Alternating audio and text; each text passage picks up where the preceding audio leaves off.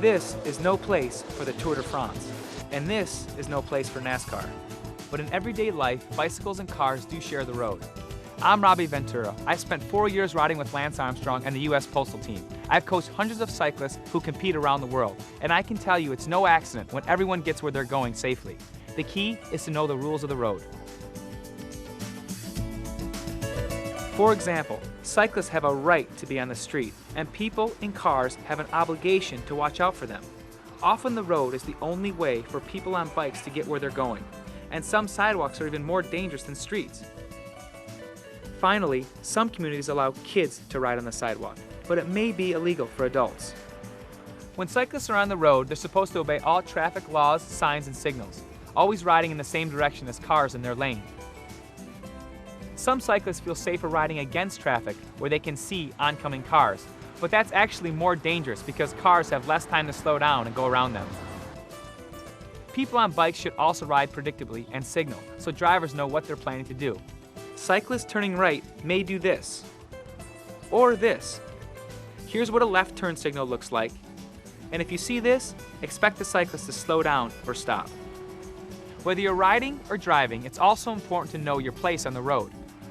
Bicycles should stay as far to the right as practical, but they may have to ride farther out into the lane if there's broken glass, rocks, and other debris by the curb or on the shoulder. People on bikes also ride farther into the lane on narrow roads to keep cars from passing too closely, or they might be moving across the lane getting ready to turn left. Like drivers, cyclists are supposed to use designated lanes if they're planning to turn. Whether you're in a car or on a bike, you should also use extra caution in key situations or danger zones.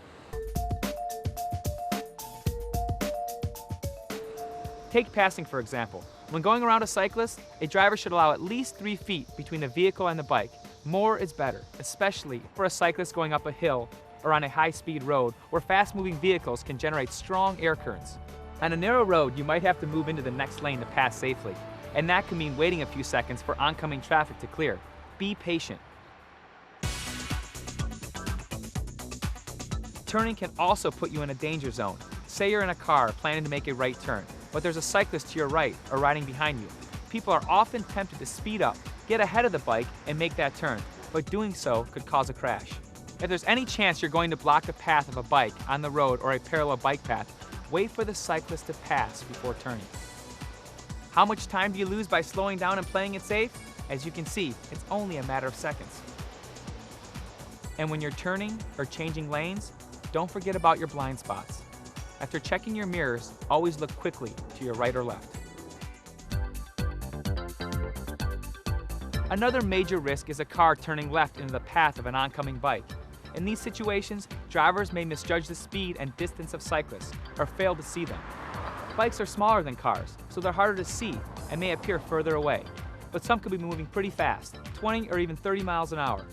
And if the cyclist is going straight, he has the right of way.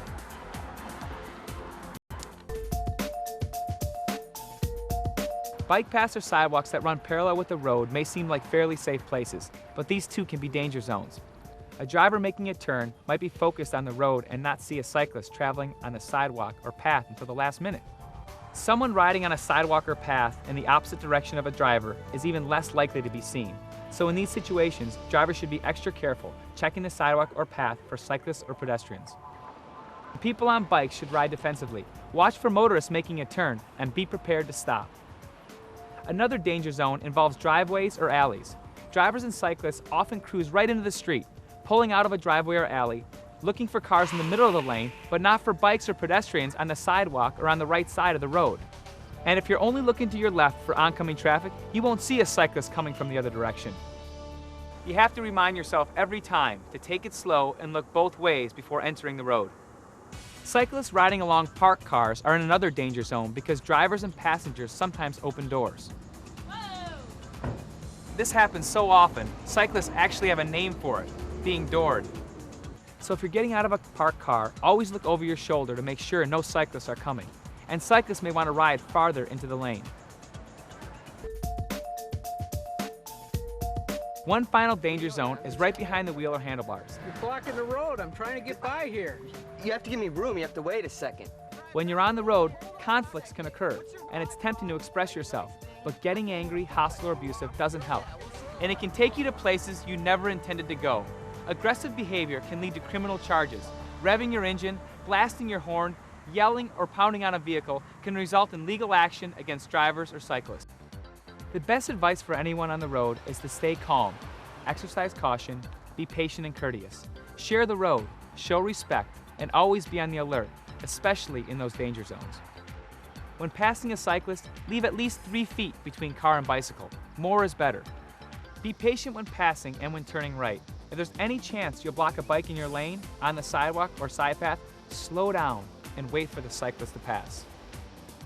If you're making a left, remember that oncoming cars and bikes have the right of way, and that bicycles may be moving faster than you think.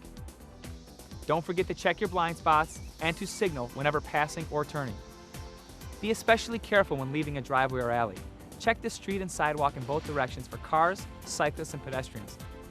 And look for bikes before getting out of a car that's parked in the street. Finally, keep in mind that you're not in a race where NASCAR meets the Tour de France. When you share the road, the reward is everyone gets where they're going safely.